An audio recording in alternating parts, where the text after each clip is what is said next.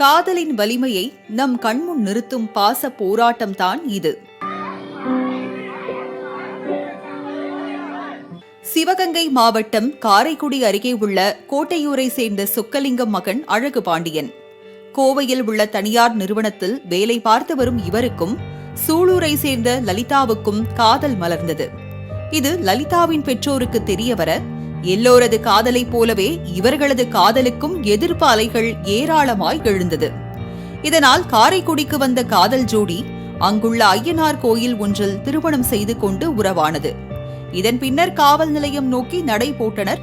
எப்படியாவது பேசி பெண்ணை பிரித்து அழைத்து சென்றுவிட வேண்டும் என்ற ஏக்கத்தோடு காவல் நிலைய வாசலிலேயே காத்திருந்தனர் பெற்றோர். அப்போது அங்கு வந்த மகளை பார்த்து சாலையில் ஓடி சென்று பெற்றோரும் உறவினரும் லலிதாவை கைப்பற்ற முயற்சித்தனர். படாத பாடுபட்டனர். கண்ணீருடன் லலிதாவிடம் கெஞ்சினர்.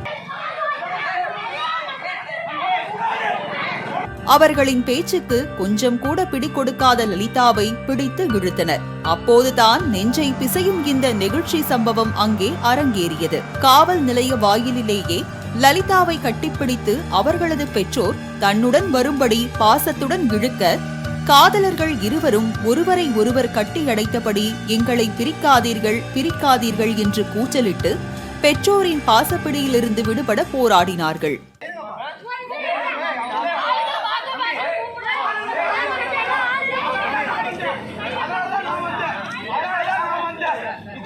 எனினும் காதலன் அழகு பாண்டியனின் கரத்திலிருந்து லலிதாவை பிரிக்கவே முடியவில்லை.